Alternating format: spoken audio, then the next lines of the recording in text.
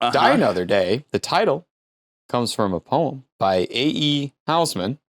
But since the man that runs away lives to die another day. I didn't read the rest of the poem. I don't really care to read the rest of the poem because Charlie already graced us with his poem. Did you watch this whole movie? If there's one, if you can glean some kind of cosmic lesson from this, it has nothing to do with the story, and it has to do with the meta story of James Bond in general. The longer that anything goes on, it's like Michael Jordan coming out of retirement and being bad. It's like nothing can just die gloriously. It has to just keep going until it's embarrassing. And this is anything that makes money does this. And then you reboot it. It's literally like it has to die and then come back. Like a king dies and the prince takes his place, which is the smartest thing you can say about anything surrounding this movie because it's one of the dumbest fucking movies ever made. It's so great, and I love this movie. I agree.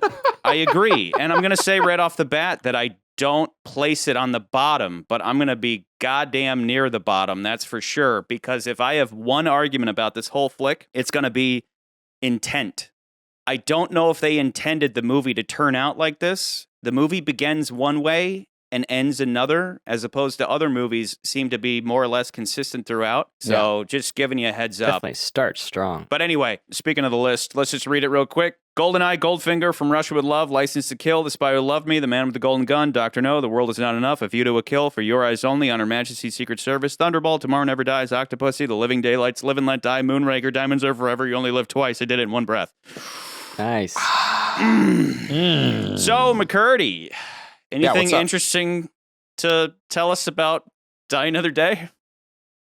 No. So Die Another Day marks the 20th Bond film and was released in November of 2002, marking 40 years of Bond, James Bond. And as we remember, the first one, Dr. No, came out in 1962, so 2002, that's 40 years. And this is, of course, we're talking about Eon Productions. Wait, one movie every 2 years? Yeah, roughly.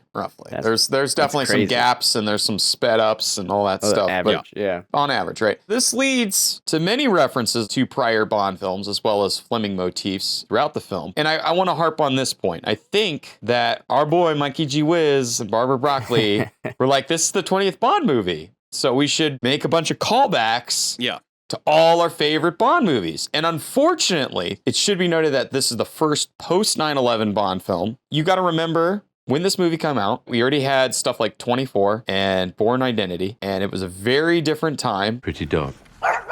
What's his name? JB. As in James Bond? Bond. James Bond. No. Jason Bourne? Jesus Christ. That's Jason Bourne. No. Jack Bauer? Oh. And so you get a movie like this that is very lighthearted and very goofy and very like, hey, we're going to throw everything at the wall. And then everyone's like, yeah, we're kind of, the world has changed, Bond. The world has changed. And because of that, like some of the script changed it in the film. And that's most noted that like Bond being captive by North Korea. And it's kind of like a lot of media at the time was trying to be like, oh, well, why didn't Superman save us on 9/11? Or why didn't this happen? Or why did this happen?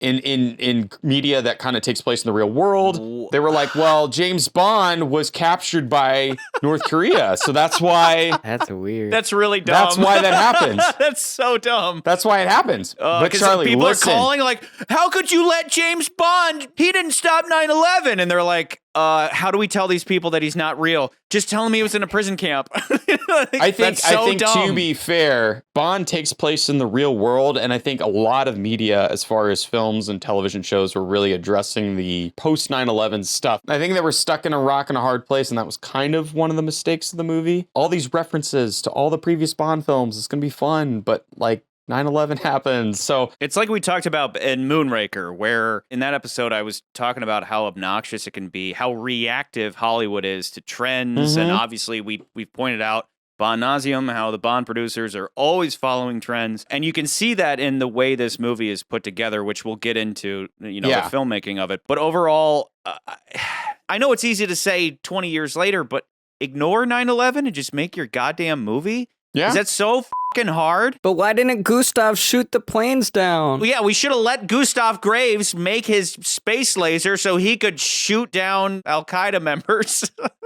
Good Lord. And then we got, originally, Michael Apps was asked to direct after Twine. But the producers originally were like, nah. And then they said they were going to ask Tony Scott and... Oh, God damn it. Just burping all over the place. Cayman Jack. Tony Scott. Cayman Jack. Mojito, por favor. I'm drinking mojitos tonight, everybody. Tony Scott, that would have been Tony Scott. Tony Scott and would have done John so Woo were- much cocaine and made this like he would have made it just as like crazy and all over the place with speed ups and slowdowns and the fades and the double exposures and all that. But he would have done it better. Rest in peace, Tony Scott. Rest in peace. But the producers obviously decided. I honestly, for the love of me, I thought this guy was some Japanese guy. I don't know why. I thought it Charlie was said the too. same thing. Yeah, I thought it was I said that to Japanese for the Nance. I was longest like, time. Lee Tamahori, and then considering the fact that there's a lot of Asian shit going on in the movie, I Yeah. assume they were like, let's get a Japanese or Korean director He's like New Zealand. yeah, He's and a then he said Kiwi. he's just a Kiwi, He's a Kiwi. which again, Peter Jackson Kiwi, Martin Campbell Kiwi, Exactly. like they keep pulling these Kiwis. Now he was probably, so people have reference to who he was. If you've ever seen the movie Along Came a Spider with Morgan Freeman, which is based off of an Alex Cross novel, he directed that, and that's probably what he's best known for outside of this movie. Again, most Bond films directors, we've kind of talked about this, but most of the Bond directors, nobody knows who they are. They're kind of under the radar, except for Martin Campbell, maybe. And then some down the line, we'll have other directors that like kind of get some notoriety, but that's about it. Anyway, Toby Stevens plays Gustav Graves, who was modeled off of Hugo Drax, which you had mentioned, Charlie. I was going to let you elaborate on this. Gustav Graves is absolutely the Hugo Drax out of the novels. We never talk about the books because it's like, whatever. That's a separate discussion. But when it comes into play with something like this, because occasionally what they'll do is they're like, we've expended the novels. They shoot through them. Be able to shoot through that in a couple of hours. No, you're cleverer than you look. But occasionally they'll take something and go, well, we didn't really use this, so let's put it in this movie. We've seen that a couple times. With this, Hugo Drax in the book is this German soldier in World War II who, through like a series of events where he swaps uniforms with an English officer, ends up waking up in an English hospital, and they think he's a British soldier. So then he goes back to England, and overnight he's like this major industrialist, and he's doing that because he's communicating back home with the Germans and also with the Russians who are kind of propping him up. So it's like overnight, just like Gustav Graves, overnight, big, massive success. And he's working on this rocket project that he's claiming is going to be good for Britain, but secretly it's a weapon against Britain, funded by the Germans and the Russians. So they did the same thing here. We've been hearing rumors about the Icarus space program. What's the big secret? It's not a secret, it's a surprise, but don't worry, you'll soon be enlightened. Gustav Graves is using the West to develop a secret space project that he's saying is going to help the West, but he's going to use it to destroy the West. Imagine being able to grow crops the year round, bringing an end to hunger. Imagine a second sun, shining like a diamond in the sky. I give you Icarus! So the producers wanted to model this character off of billionaire Richard Branson, founder of the Virgin Group, you know, the Virgin Atlantic, Virgin Atlantic, all that Records. stuff. But I mean, it makes sense. It's kind of like today, if anybody makes movies or whatever, they're like, okay, which rich billionaire is this villainous character going to be based off of? I mean, we kind of make this joke about some of the other Bond villains. It's like, oh, this guy is Stephen Jobs. This guy is Zuckerberg. This guy, you know what I mean? Everyone's Musk now. Hugo Drax was Elon Musk. Stromberg was Jeff Bezos. Yeah. And Elliot Carver is Steve Jobs. We made that joke. So like Yeah. that's how they were like, this guy is Richard Branson. And this is just a really stupid fun fact that I love. This movie's stupid, so this is stupid fun facts. His mother, Toby Stevens' mother, do you know who his mother is? Oh, can I get a hint? The hint is she's in a major film franchise and has a big supporting character role. Is her last name Stevens? Here, can I phone a friend? You want to phone a friend? Oh, you want to phone me? Okay. Yes. Hey, McCurdy, I'm on a podcast where I yeah? was just asked a really stupid fucking question that I don't know the answer to. And I need you to tell me the answer. Okay, what's the question? The guy who played Gustav Graves in Die Another Day, what is his mommy's name? Possible answers are get f***ed. That is Maggie Smith. Who the Who f*** is plays Maggie McGonagall? Professor McGonagall. I was like, what? That's his mom? Stupid. But I was like, oh, that's his mom. Okay, How did she have a little? Is she a redhead? I don't know. Because that dude Is is he? ginger as. He makes weird maybe. faces. That's all I know. I've always thought it's so weird that I've never seen him in anything else, and I kind of prefer that because he'll just always be Gustav for me. He's in stuff now. Period things, British period stuff. Well, looking through his IMDb right now, starting back as far as 2008, he starred in a series of BBC radio dramas as the voice of one James Bond. The most recent of which was your favorite movie, McCurdy, The Man with the Golden Gun. I'll attach a link to a playlist in case anybody wants to check those out. Of course you would. I really like Gustav Graves. Shamelessly, I love Gustav Graves, but He's, we'll get into that. He's I don't fun. know. He's fun. We'll get Okay, into that. continuing. Charlie's favorite character in this movie, It is, isn't it? Halle Berry, plays Halle CIA Berry. agent Jinx. Halle Okay, Berry. so it is best to like the thing that you have to know. Very the appropriately thing that- named Jinx. Jinx Johnson. Jacinta Johnson. The thing that you have to know is when we were young little tots growing up in junior high, like Halle Berry was a mixed bag. Like she was amazing, but she was also It's incredible how she could, in like the same year or something, she wins an Oscar and a Razzie. I know you're going to get to that. We spoiled that last Yes. episode. But like Yes. So Halle she Berry won- she's a classic one of these people who's just propped up not by talent at all, but just by her looks. It's anytime she's in a movie, Yeah. she's a fucking poison pill. She should never have. I mean, and that's what I mean. We got to chase trends. We got to bring in Halle Berry because she's the biggest thing right now. Maybe watch one of her movies first before you bring her on. Just don't ever bring her into anything. She ruins everything. Your mama. So she was in Monster Ball that had come out, I think, prior to this movie. Won Best Actress, which we had already talked. And I think actually when I was looking at, she's the only other Bond actor that's won an Oscar besides Christopher Walken. And there was also supposed to be a spinoff. They were going to make. Waltz not one? She makes me want to drink. Keep going. They were, I guess, well, up till this point. Oh, okay. They were going to do a Jinx spinoff you. series. Fuck you.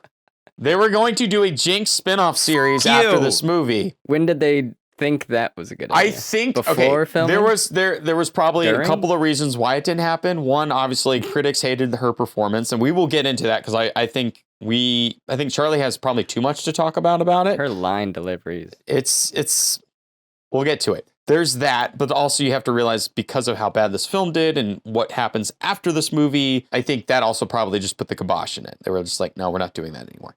So yes, you have Halle Berry, who won an Oscar, but also has one of the worst Bond performances. It just goes to show that Of all Oscars time. are meaningless. Oscars don't mean anything. I kind of agree. Anyway, our airline hostess, why do we spend so much time with this airline hostess that says hi to Bond? You know who that is? That is Deborah Moore, Roger Moore's daughter.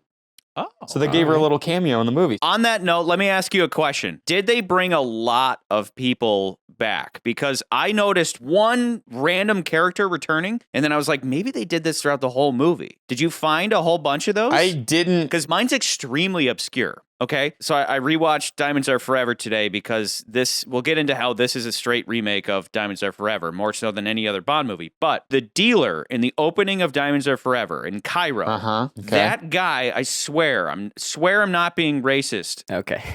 The dealer is one of General Moon's compatriots. He's one of the generals. When they're like, bring in the generals, this guy walks in. I swear it's the same actor. So once again, turning to IMDb, this guy's name was Vincent Wong, and it turns out he was in many things. He was in several Bond movies, including, as I pointed out, Diamonds Are Forever and Die Another Day, but also The Spy Who Loved Me, Goldfinger, and he was in Batman Begins, so he's another one of these guys that our major Bond fan Chris Nolan picked up for one of his flicks. And he was born in Ian Fleming's favorite place, Jamaica. How cool is that? I'm pretty sure James Bond is played by the same actor. Oh, really? Yeah. He looks a little older, but They should have given cameos to all the Bonds. They should have just brought them all in. They should have done that. That would have been great. Speaking of cameo appearance, our boy, Mikey G. Wiz. Mikey G. Whiz.